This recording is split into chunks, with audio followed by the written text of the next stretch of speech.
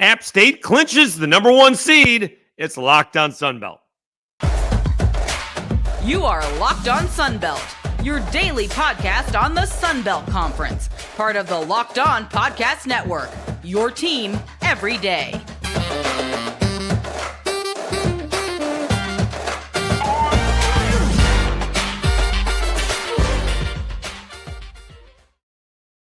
Dave Schultz, Locked On Sunbelt, your team every day. Today's episode is brought to you by FanDuel. Make every moment more. New customers, join today and you'll get $150 in bonus bets if your first bet of $5 or more wins.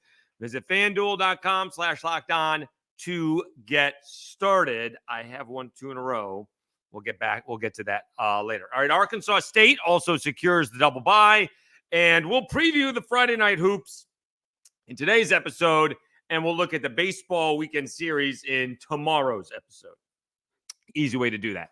App State comes away with a big win, relatively easy over Old Dominion, 89-64. They blow out ODU in the first half, 51-26. All App State, and they will be the number 1 seed in the Sun Belt Conference tournament. I think I saw it was tweeted out by maybe App State Tailgate. First time since 78-79 that App State is a number 1 seed in a conference tournament. So it's been a minute. The usual characters having the usual ball game. Spillers with 18. Mantis off the bench with 12. Again, Donovan Gregory, I don't know if this is going to come back to hurt him. 11 points and 4 rebounds and 4 assists, but another 5 for 13 shooting. I'd keep my eye on that. He's not shooting particularly well, and as of late at all. Let's see here. He was outstanding in that win over Toledo in the Sun Belt MAC Challenge, and then he was 10 out of 11 from the floor then. And then he went 8 out of 13 against Marshall. But in the last 4 ball games, he's 5 of 13, 4 of 10, 4 of 10, 5 of 13. So let's see if we can do this quickly in our heads. 10 of 26, 18 of 36. That's not right. I'm sorry, 18 of 46. All right, there you go. All right, so that makes more sense. So that's not great. Because, again, at 4 out of 10, you hit one more shot. You're shooting the 50%. So he's 18 out of his last 46. Is he going to have to be better in the Sun Belt Conference tournament for App State to, walk away with the conference championship? We can talk all about the net rating if we can get into that. I thought Scott Van Pelt, I guess a couple of nights ago, broke it down, and the Big 12 apparently figured out the math and the net ratings, and they really improved on their on the offensive and defensive efficiency on some bad basketball teams. And then when they play each other in conference, they are playing everybody really well. And the ACC is complaining because I guess the ACC schedule's better. Whatever. You can't blame the Big 12 for putting together a plan and then executing it. It doesn't work that way. Whereas App State is, low, high 70s, I guess, 80s, something like that, which is really a shame because if they come up short, they may not even go to the NIT, which is a real shame. They're a very good basketball team. Again, I think App State and JMU are a different level, and App State's beaten them twice. I think the thing that's killing App State is that loss to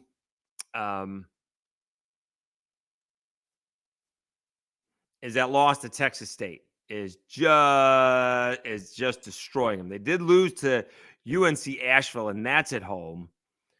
But that loss to Texas State at Texas State, otherwise, God, they 1, 2, 3, 4, 5, 6, 7, 8, 9, 10, 11, 12, 13, 14, 15. They had 15 straight wins.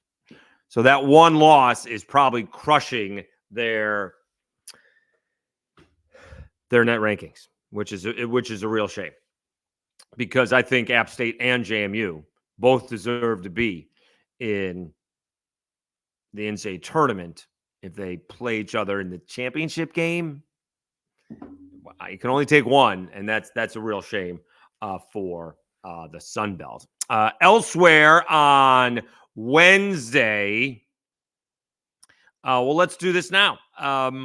Troy locked up a top 4 seed, probably number 3, with an 87-73 victory over the Cajuns. This was all Troy. The Cajuns played well for about 7 minutes. A lot of free throws in this ball game. Let's see, 77 free throws combined in the ball games, and Troy was outstanding. Troy shot 38 of 42 free throws. The Cajuns weren't bad, 26 of 35, but you make a few more free throws, and they missed 7 in the first half.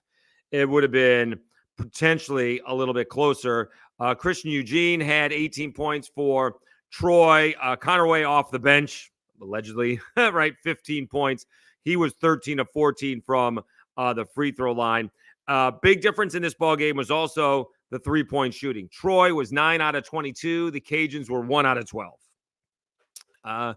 Troy jumped out to a 16-point lead to begin the game. They had a 15-point lead with about 7 minutes left to go. And then they went into the tank offensively because the Cajuns came out in like a, soft, full court pressure, trapping 1-3-1 zone. And that worked. Let's see if we can find it quickly.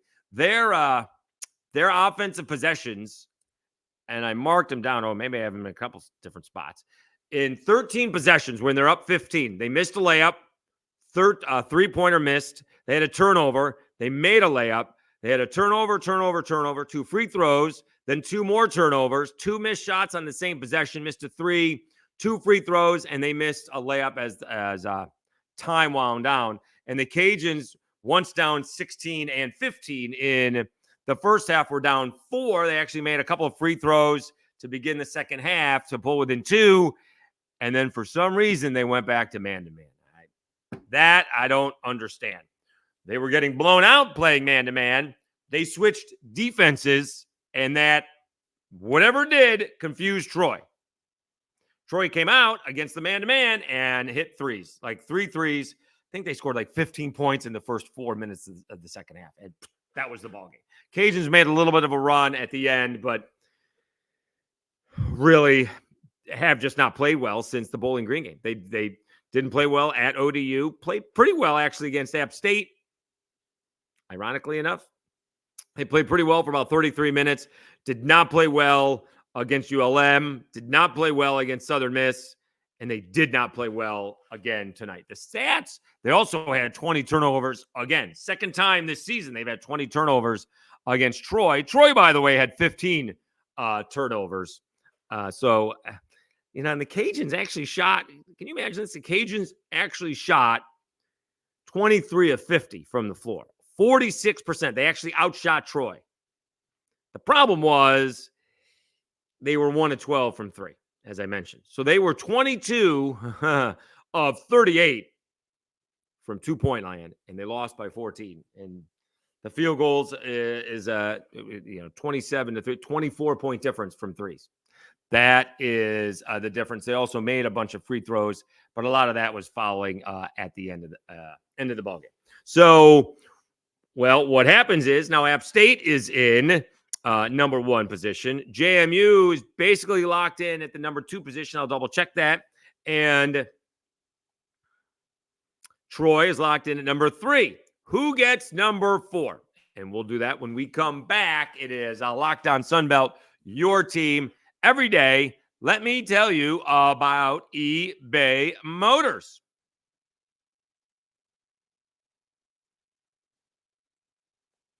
Passion, drive, and patience. What brings home the winning trophy is also what keeps your ride or die alive. eBay Motors is everything you need to maintain your vehicle and level it up to peak performance. From superchargers, roof racks, exhaust kits, LED headlights, and more. Whether you're into speed, power, or style, eBay Motors has got you covered. With over 122 million parts for your number 1 ride or die, you'll always find exactly what you're looking for. And with eBay Guaranteed Fit, your part is guaranteed to fit your ride every time or your money back. Because with eBay Motors, you're burning rubber, not cash. With all the parts you need at the prices you want, it's easy to turn your car into the MVP and bring home that win. Keep your ride or die alive at ebaymotors.com. Eligible items only. Exclusions apply. eBay Guaranteed Fit, only available to U.S. customers.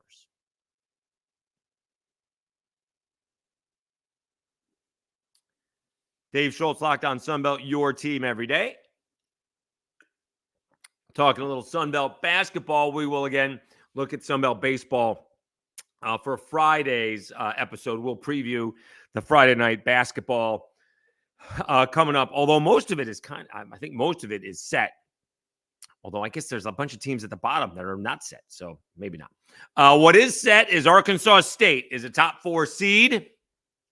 They have won, I believe, 8 out of 9. They come away with a 71-60 victory at Coastal Carolina. I'm not sure that game was all that close. 7-point game at half, and every time I looked, Arkansas State was well ahead. They did beat them by 11. And so Arkansas State is a top 4 seed for the first time since 2014. Let's check out the standings. It does appear that, well, my head hurts with some of these tiebreakers. I guess technically Troy could lose, or Troy could win, and James Madison could lose. But that doesn't change much. They would still play each other. It changes them on their half of the bracket. So that doesn't change a whole heck of a lot. All right, so let's get back to the Arkansas State ball game. That had trap game, to me, written all over it. Coming off a big win at home in front of a big crowd and senior night. And then you got App State, where you want to see how good you are. And now you're playing Coastal Carolina. So I think they did a good job. And yeah, at one point in time, just under 8 minutes left to go, Arkansas State led 62-45. So this game wasn't all that close up until it appears that the bench took over. Let's see here. Nelson, he led the way, 16 points. Dominguez off the bench had 14. Fields 1 of 6. I think he's a little bit banged up. Ford 3 of 10, only 9 points. So they gutted, let's admit it, they kind of gutted one out. Coastal Carolina. Ojeko had 14 points. Meyer had 17. Blackman had 11. And Easley Jr. had, off the bench, had 12 points. Statistically, this game looks much closer than it actually was. 4 points, four more three-pointers made by Arkansas State. They didn't play particularly well. They shot under 40%, 23% from 3. So neither team turned the ball over. Both teams turned it over less than 10 times. And Arkansas State out-rebounded Coastal Carolina 49-44. So a nice win and move on by Arkansas State. Quickly, before we go over the rest of the scores, Carrie Ritchie from Jonesboro, she kind of mapped out what the brackets are going to look like. And she did it earlier today. I'm sure she did it earlier yesterday. So Kara covers Arkansas State. She is on the Ticket radio up there, a midday show. And so she did the brackets earlier today before the games happened. And there is a huge difference. You kind of want to be at the top. So you do have the Cajuns, and I guess we'll get to it. Southern Miss playing on Friday. The big ball game, though, was also last night, I should say, was South Alabama taking down Southern Miss 73-70. So that makes this ball game on Friday, the Cajuns hosting Southern Miss, a big one. Basically because if the 5 seed wins their ball game, which would be against, I guess, ULM or Coastal Carolina, per se, they'll get Arkansas State. You get to be the 6 seed, and your game is against Troy.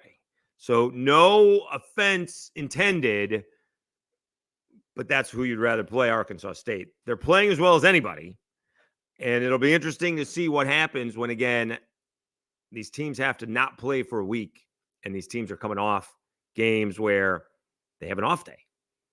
It's not like playing, in a Power 5 deal where you're playing 4 or 5 straight days and your legs are gone. You play on a Tuesday, then if you win, you play on a Thursday, and if you win, you play on a Saturday. Now, that may hurt you later on, as maybe it did with South Alabama, although I'm not sure how much that was the case. They, Themis Folks in that ball game for the Cajuns hit some threes, although so did Isaiah Moore. South Alabama gave the Cajuns all they could handle. I'm not sure. They had a 3 to tie the ball game, so I'm not sure the legs had anything to do with it in that case, because although you're playing 4 or 5 games, that's in a week. All right, it's not. You are playing 3 in a row. But there's a big difference. You want to be, I would tell you, if you look at the brackets on the top half of the bracket, you'd much rather play Arkansas State, I would, than want to play Troy. All right, quickly for the rest of the Sun Belt from a Wednesday. So we talked about South Alabama gutted one out against Southern Miss, 73-70. That's, again, one of those teams I think I'd be wary if I'm one of the top 4 seeds and I end up playing South Alabama. Margrave, I think he came off the bench and hit like 3 3-pointers. Margrave, apparently started 6 of 10 from 3. My goodness. He led the way with 18 points. Tabe, 6 of 10, but all his shots are, within a 3-foot radius of the basket. 13 points. And they hung on. Only 5 of 9 free throws. Southern Miss shot 17 of 23, so maybe a few more free throws from Southern Miss. South Alabama again with the threes, 10 of 28 from 3, and Southern Miss only 3 of 19. So that's the big difference. So South Alabama 73-70 over Southern Miss. They are trying to avoid the play-in game. We'll get to that here momentarily. JMU does defeat Georgia State 84-78. JMU's had not the prettiest of all ball games, but I just think they're better. Them and App are better than everybody else. Terrence Edwards, a junior, had a big ball game. 30 points, 10 of 10 from the free throw line. That's impressive. TJ Bickerstaff had 14. Georgia State had 5 guys in double figures to give JMU all they could handle, but JMU gets a number 2 seed, and they actually have the best net ranking in the conference.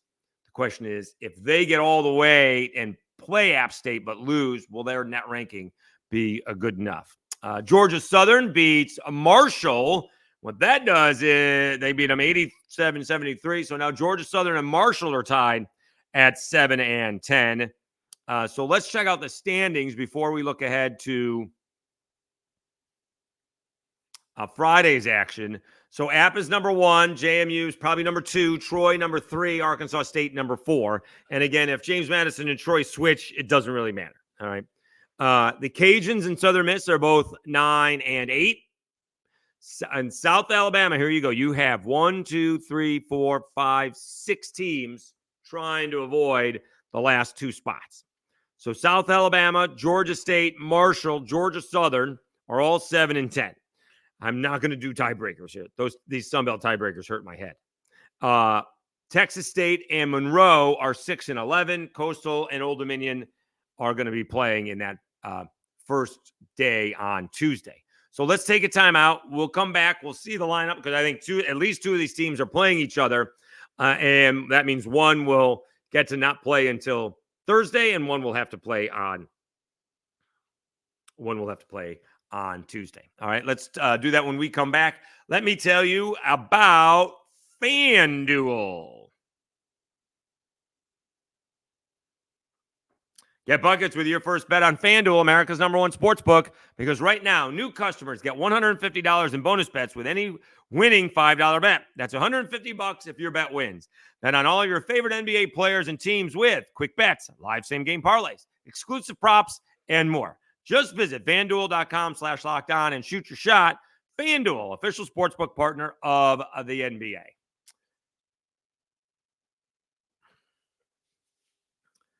All right, so I think the Pelicans are going to struggle over the next month. Got to pay attention to the injury reports. I'm 2-0 on money lines, but I'm only picking the favorites. We'll see how we do, because you lose one ball game like that, your whole winnings could go by. Hasta la bye-bye. So I picked the Pelicans to beat the Knicks because the Knicks weren't playing anybody, and I picked the Pacers to beat the Pelicans. 2-0, not a lot of money. And then we'll see who plays on Friday. May pick the Pelicans in that one because they'll probably be a slight favorite. We may skip that one, but we may be betting against the Pelicans on a money line a lot because I don't think they're going to be there. I don't think they're going to be favored a lot. All right, Dave Schultz, Locked On Sunbelt, your team every day. App State clinches that number 1 seed. Arkansas State secures a double bye. Let's see what's going on a Friday night, because you do have the Cajuns taking on Southern Miss. That's for the 5 seed. And if they win their ball game on Thursday, they would get Arkansas State on Saturday. All right, so let's check out what else is on Friday. All right, so you do have South Alabama hosting Monroe.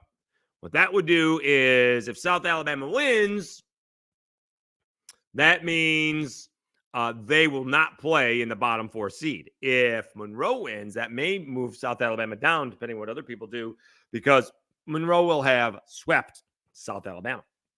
They embarrassed South Alabama in Monroe earlier this year.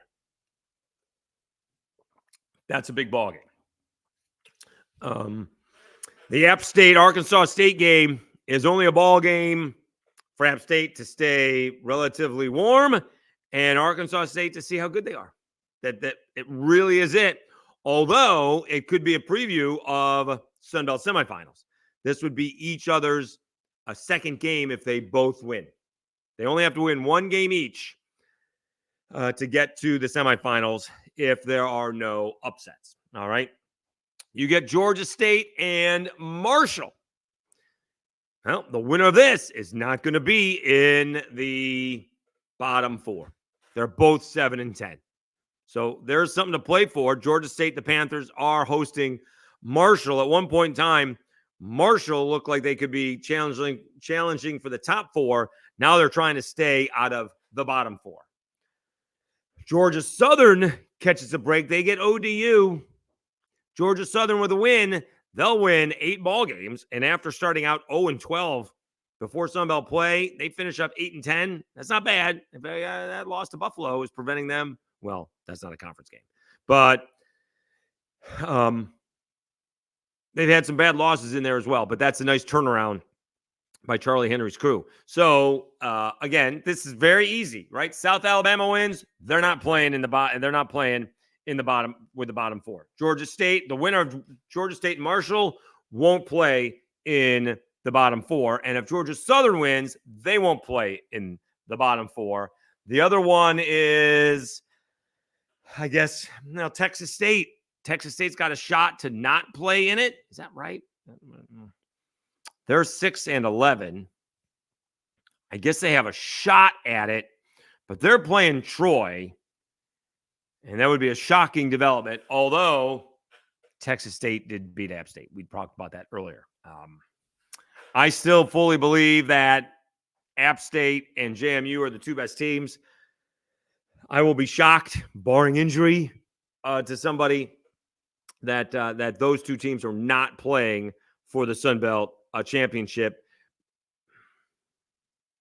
I guess Arkansas State, did they play them? I guess Arkansas State could surprise. Let's see what Arkansas State did. Arkansas State's beaten Troy. In fact, they swept Troy. They lost to JMU by 4. So they gave JMU all they could handle. And they wrap up with Arkansas State. That'd be interesting to see if that game is all out. Both teams, as it turns out, won't play for more than a week, right? Is it technically 9 days? Right? Week to week is 8. If they play on Friday, 1, 2, 3, 4, 5, 6, 7. So it is 8 days. My understanding is there would be no math. So it would be 8 days before they play again. So who knows how that game's going to turn out, but it doesn't matter moving forward for either team. App State, unless they just want the title on their own, which is probably something they prefer not to have, co-regular season champs, hang that banner in there, right? Just regular season champs they would prefer to have. And again, I think it's important for both App State and Arkansas State to play, all out to, not only all out to win, but just to play the way they would normally play a ball game, because they're not going to play for a week, as we just said. And if you can have a bad 5 minutes at the wrong time in one of these ball games, and there goes your season. I would think that they would both want to play as hard as they can moving forward. All right. Thank you so much for tuning in to Locked On Sun Belt. We will do the baseball. Let's see. Arkansas State did lose the other day. I don't know if we have a South Alabama victory. South Alabama and Nichols were in extra innings late. The Jags do win. That's a crazy ball game. South Alabama scored 2 in the 9th to tie it up at 8. Nichols scores 2 in the 10th, but South Alabama 3 in the 10th to win 11-10. And the Cajuns also won. They beat Northwestern State, the Demons, 14-4 in a run rule game. Kyle DeBarge has struggled all season, did not struggle all season. In the first 2 weeks of the season, did not struggle on Wednesday. Not 1, but 2 home runs and 7 runs driven in. I joked with the Cajuns beat writer, this is how poorly the Cajuns have hit this year. Kyle DeBarge, who had 4 base hits coming into this game and tied for second on the team with 3 runs batted in. He had at least 3 base hits on Wednesday and 7 runs batted in. So he was much closer to hitting 100 than he was 200. And now he's could be hitting 300. Probably not. So the Cajuns may be coming around. They're going to Houston. They got Vanderbilt, LSU, and Houston. So they will have their work cut out for them. But we'll preview all of the baseball and see what's coming up this weekend on Friday's episode. So again, thank you so much for tuning in to Locked On Sunbelt, your team every day. I'm your host, Dave Schultz. Have a great Thursday, everybody, and we'll talk to you again on Friday.